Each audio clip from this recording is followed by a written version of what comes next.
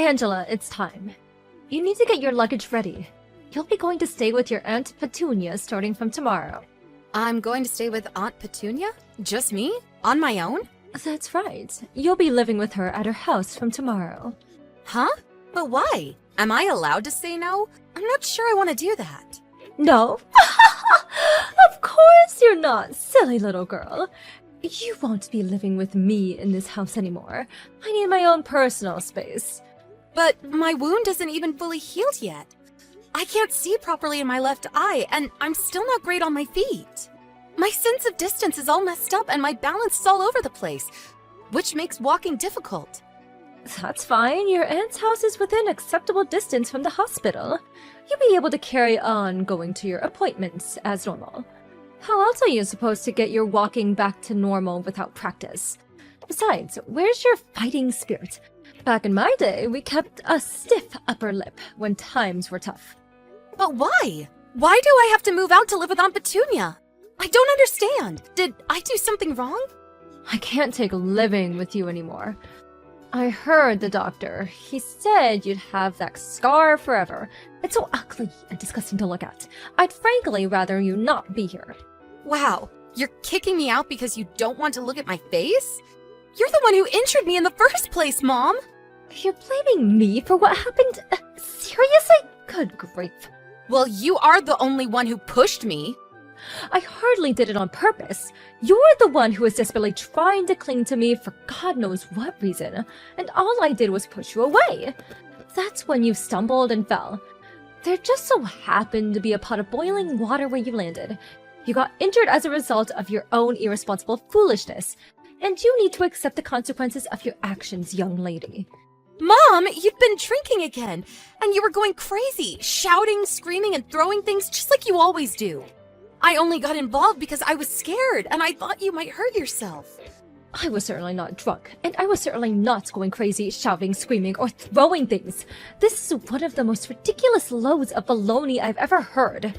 Do not try to paint your mother as some violent alcoholic barbarian. How rude! Mom, you start throwing stuff and trashing the place every time you drink. Why can't you just accept it? I'm not judging you, I want to help you. But it's like I'm banging my head against a brick wall.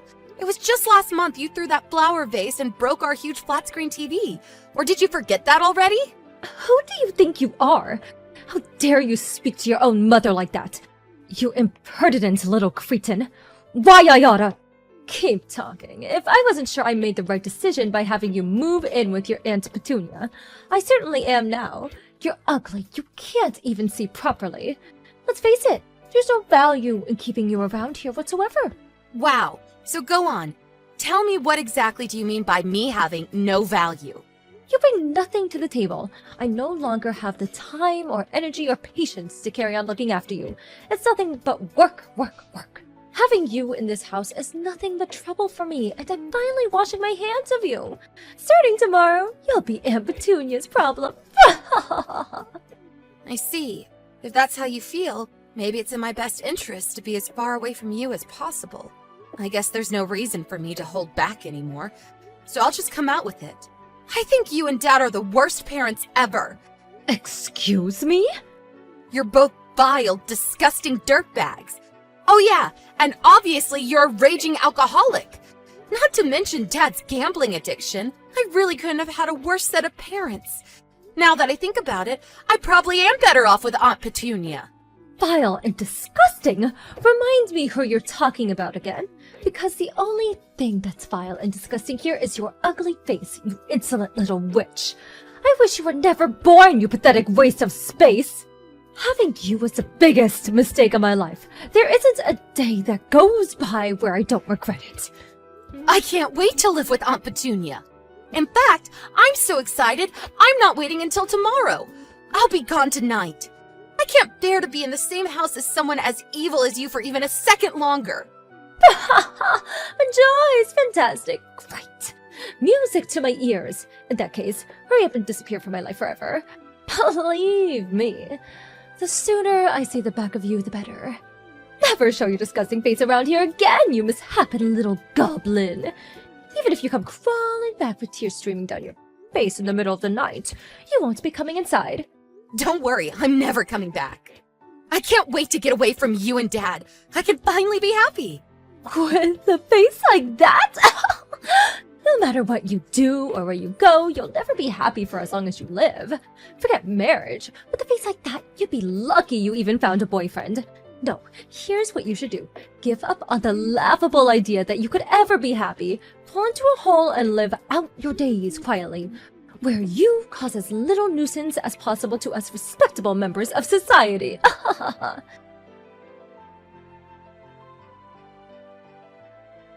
Hi, Angela. Oh, it's been a while. How have you been? Huh? Is that Mom? How old are you? 25, 26? I can't believe you're a fully grown adult now. Mom, is that really you? This isn't someone playing a trick, is it? It really is me, your mother. I'm so sorry for not keeping in touch these last 10 years. Yeah, you should be. Why are you messaging me now after all this time? What do you want? What reason could you possibly have for talking to me right now? Make it quick. Oh, don't be so cold. I just wanted to speak to my darling daughter, that's all. I've missed you so much. I was wondering if maybe we could meet sometime. You've got some nerve. To talk about meeting me after kicking me out and not messaging me for 10 whole frickin' years? I don't have a single thing to say to you. Not over text, not in real life, and we are so not meeting up. You say that, but you didn't block me, did you, darling? Thank you, I do appreciate it, you know. If you are honest with yourself deep down, you were probably waiting for me to get back in touch. I can only apologize for taking so long. Ew, no way. Seeing your name pop up was the last thing I wanted. Anyway, get to the point. Or was that it? Angela, I owe you an apology. There's no forgiving how I treated you back then. I was horrible to you, and I abandoned you. I won't make any excuses. I'm sorry. How did you get on with the injury after we stopped speaking? Does it still hurt? The sight in my left eye never came back.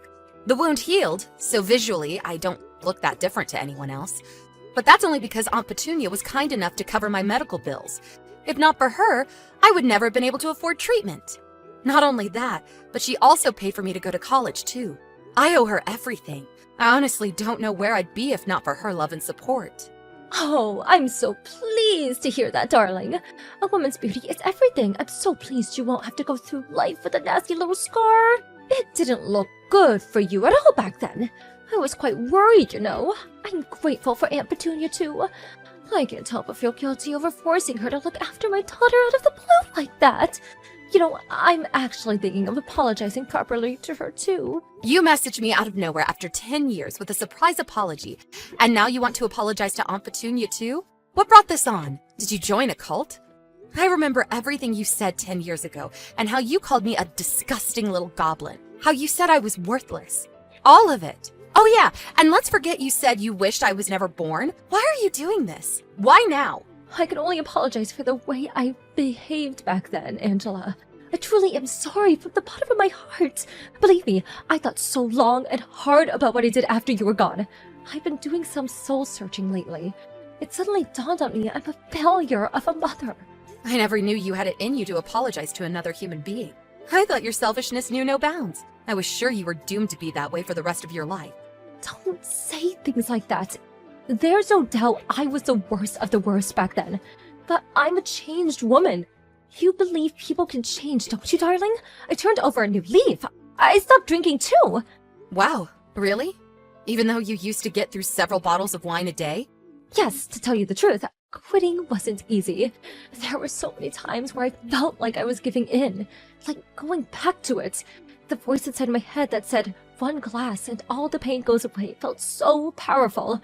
But every time I felt lost and hopeless and racked with doubt, I remembered your face, and it gave me the strength to persevere and carry on. What made you quit? Me and your father divorced.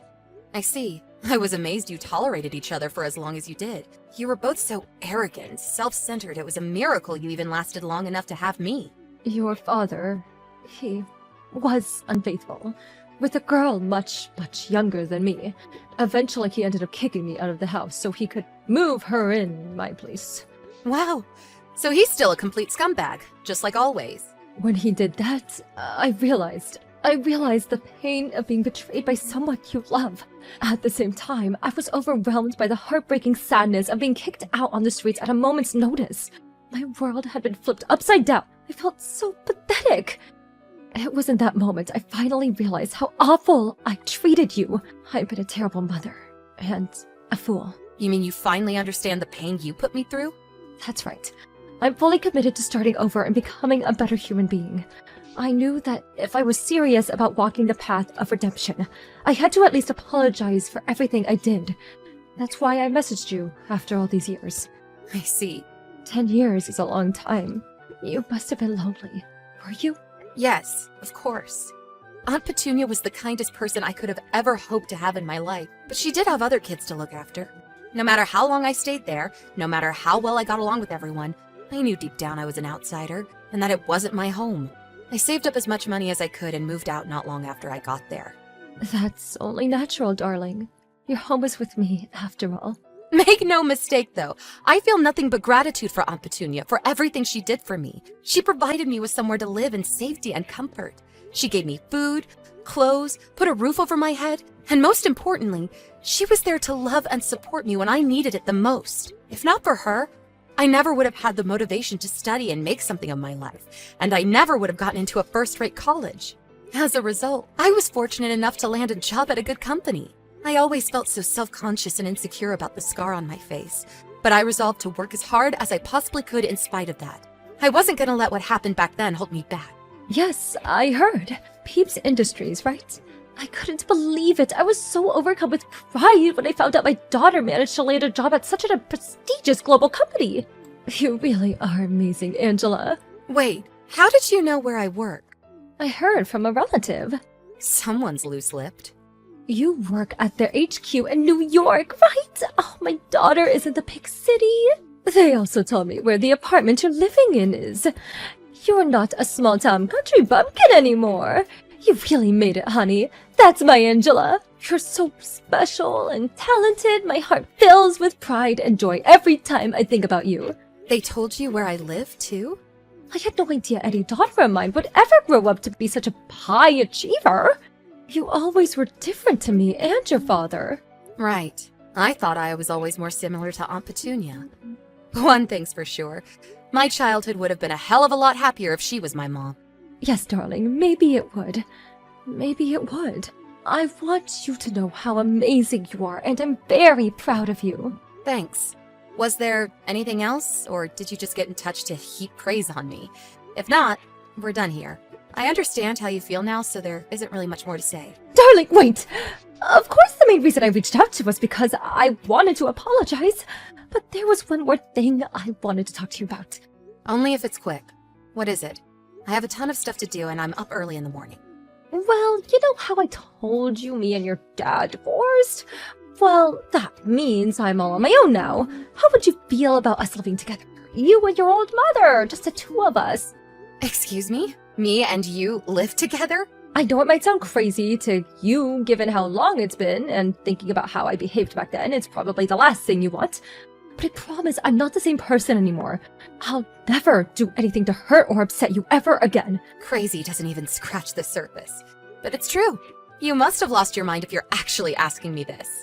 Please, darling, won't you give your old mother one more chance? I've changed, I swear. That may be so, but I'm a grown woman with a life of my own now. Why would I go out of my way to live with my estranged mother? You're more than capable of looking after yourself. Do you still work? Surely you must still be making money. Let me right my wrongs. I swear this time I'll be a better mother you deserve. It's only right that we live together. We're mother and daughter family. Please, darling, won't you give me one chance to make up for all the horrible things I've done to you? Let me make up for all the lost family time I stole from us. Let me show you how I changed. This is a lot to take in. There's no way I can give you an answer straight away. I need some time to think. Right, yes, of course. It's a lot to process, I understand. Of course, darling, take as long as you need. But I hope your answer will be positive and forward-thinking, because I just know that that's the kind of person you are. Let's give things one more shot as mother and daughter. Hey, Angela, how are you? Have you reached a decision yet? You have been thinking positively about this, haven't you? About me and you living together. I hate to rush you, but I really am going to need an answer soon. Yes, I've decided. You have? Darling, the suspense is killing me. Go on, what is it? You are sorry for what you did, aren't you? Yes, dear, of course I am. But I think about how awfully I treated you. I'm filled with nothing but shame and regret. I put you through so much unnecessary pain and suffering. I'm so sorry for everything. I know I'll never be able to take back what I did. But I at least hope you'll give me the opportunity to make it up to you and showing you how sorry I really am for letting me live with you. I think I understand your feelings now, Mom. You do seem genuinely sorry, which is why I've decided the answer is yes. We're going to live together. Really? You'll never say anything horrible to me again, will you? Like you did when I was a kid? Never, ever, ever! I swear on my life. I know I was an abject failure of a mother back then, but I want you to know I'll do anything for you now. Anything? Do you mean that? Would you really do anything for me? Of course! Believe in me, and I'll show you you made the right decision. I know it's selfish of me, but I've never longed for nothing more than for one more shot at being your mother, to right the wrongs of the past. I know I never gave you the love or affection a little girl deserves or needs. I know how much I hurt you, and I'll never forgive myself for that. But from here on out, I want to atone for everything and show you how special you really are to me. I'm going to spoil you rotten like I should have done back then. I never thought the day would come where we'd be having this conversation. And actually, I'm so pleased you came back. I'm unemployed right now, so I could really use the help. The timing couldn't have been better. Things were starting to look rough, but with you here to look after me, all my problems will be a thing of the past. I can't wait to take you up on that offer of spoiling me rotten. Excuse me? You're unemployed? Yep. Didn't I tell you? But I actually quit my job at Peeps Industries recently, so I'm unemployed right now. But that's okay, because you're going to be there to look after me. Right, Mom? I'm so relieved you came back. Oh my god! Whatever possessed you to quit your job at the most prestigious companies in the world? What a waste! Why would you do such a thing? There are people who would kill to clean toilets at that company, and you quit? I've read the articles. They're famous for being one of the highest paying companies in America. I decided to quit a while ago. When you came back and suggested we live together, I couldn't believe my luck. The timing couldn't have been better. Why on earth didn't you tell me this before? Huh? Mom, are you okay?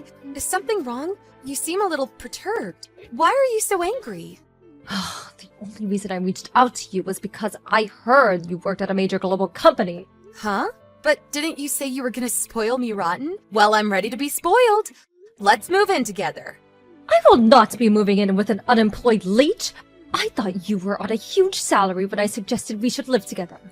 Oh, does that mean you've changed your mind? Who in their right mind would move in with a good-for-nothing jobless scoundrel like you? You're broke and I have no use for you. I see. What a shame. One thing's for sure, though. You haven't changed a bit. All this stuff about you having turned over a new leaf and being a different person was total bull, wasn't it? You almost fooled me. That's my line, you deceitful little liar. You almost tricked me into moving in with a lazy shut-in hermit.